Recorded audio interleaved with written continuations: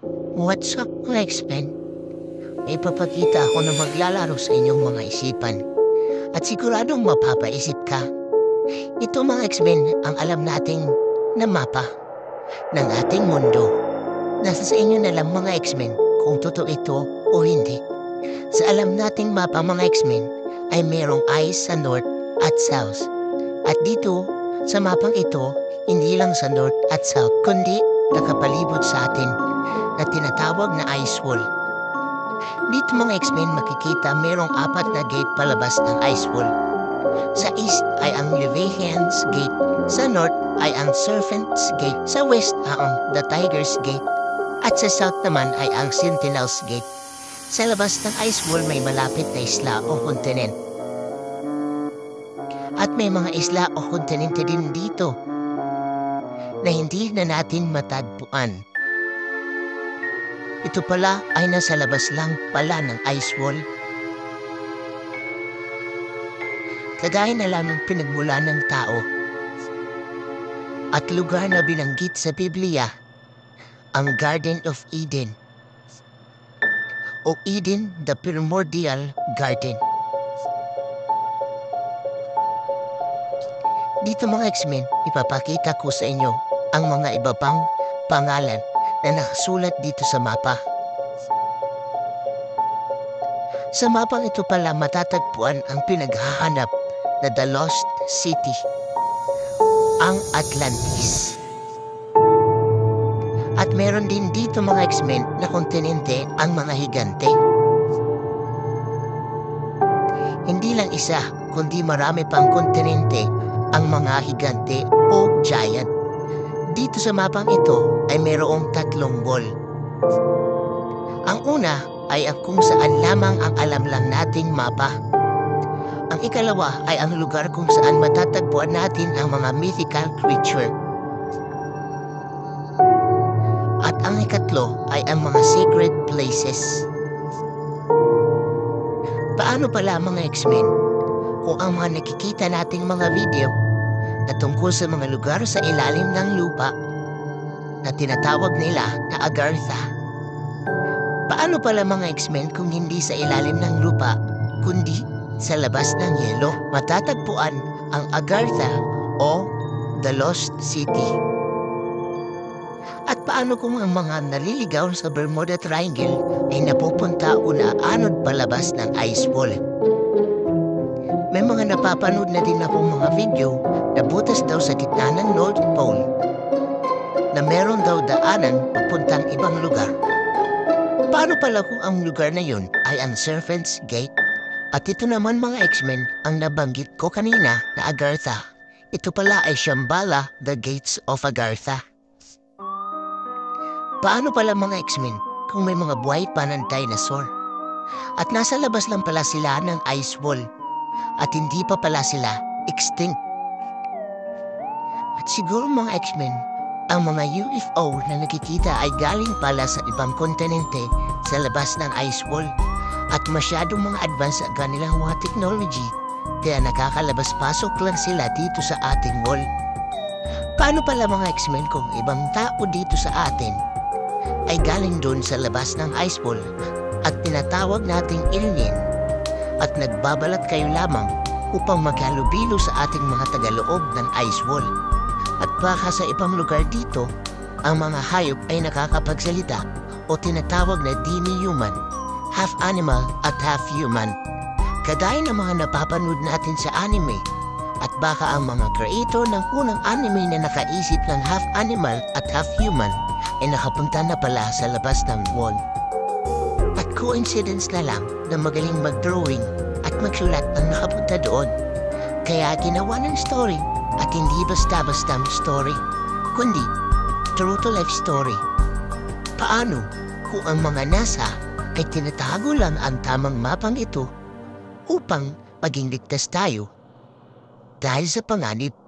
At kung totoo man ito, mga X-Men, sigurado tinatago lang ito ng mga may mataas na posisyon o kapangyarihan upang sila lang ang makapunta at makakuha ng anumang mga bagay o gamot ng mga tagalabas lang ng ice wall ang may alam.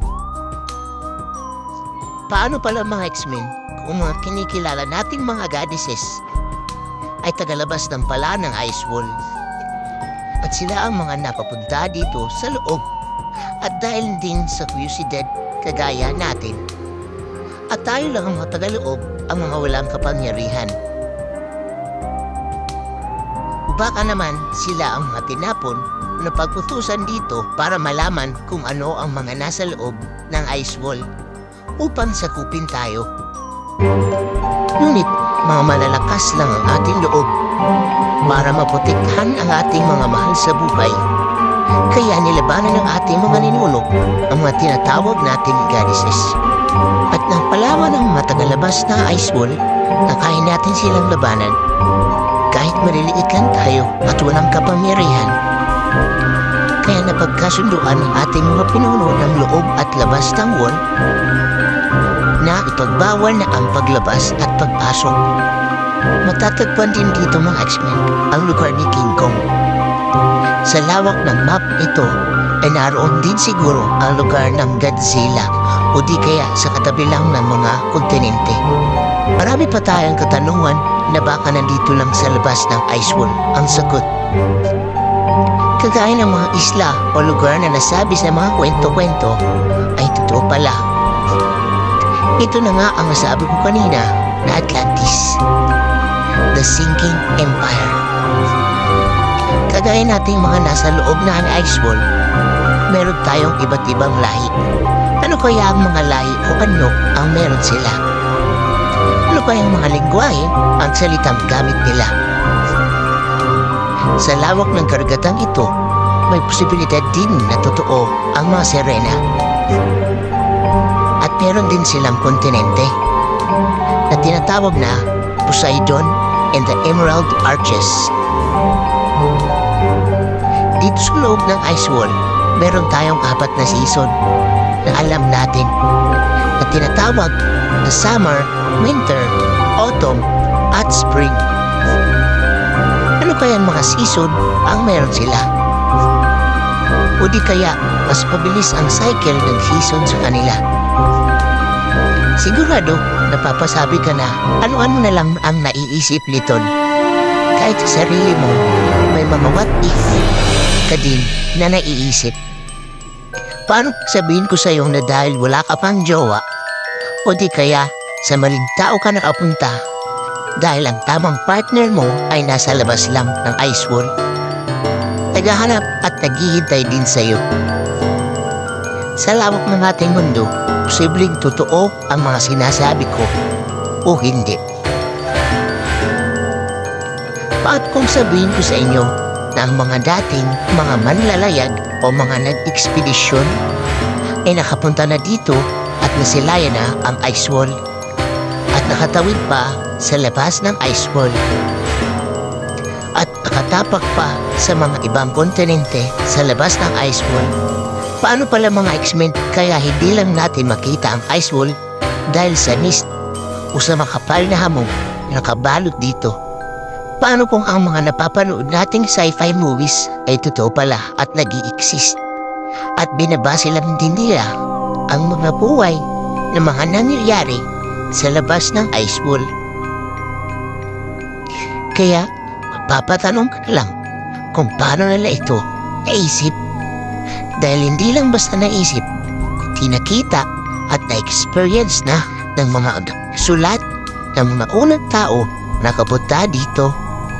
Dahil hindi lang ito masusulat o wala silang nasaksihan at nasumukan. Baka naman mga X-Men, ma-share mo itong video na to. O baka naman hindi mo ma-share dahil hindi pa sikat ang channel ko. O baka isa ka sa mga talalabas ng Ice Wall na ayaw mo may makalam ng ganitong impormasyon. At kung ikaw ay nanonood sa Facebook, pa-follow na din ng page ko. At kung ikaw naman ay nanonood sa YouTube, click mo na ang subscribe button. Paano kung ang mga pyramid ay ang nagpagawa nito ay mga tagalabas ng Ice Wall? Paano kung dito kinuha ni Ichiro Oda ng One Piece at ni Yoshihiro Tagashi ng Hunter x Hunter ang idea nilang mapa? Sa palagay niyo mga X-Men, may posibilidad ba ang mapang ito? Pa-comment naman ang teorya niyo dito mga X-Men. Bakit ito pala ay totoo at nag-i-exist din sa labas ng wall? Hindi lang natin mapatunayan dahil kung ano lang ang nakasulat sa libro at mga nasasabi ng mga eksperto, yun lang ang ating alam. Kung ang tatanungin niyo mga X-Men, ang may sasagot kong katotohanan na may Panginoon tayo na naglalaw at nagsikripisyo ng kanyang buhay upang matubos tayo sa ating mga kasalanan. That's all for today mga X-Men. See you next video. Bye-bye!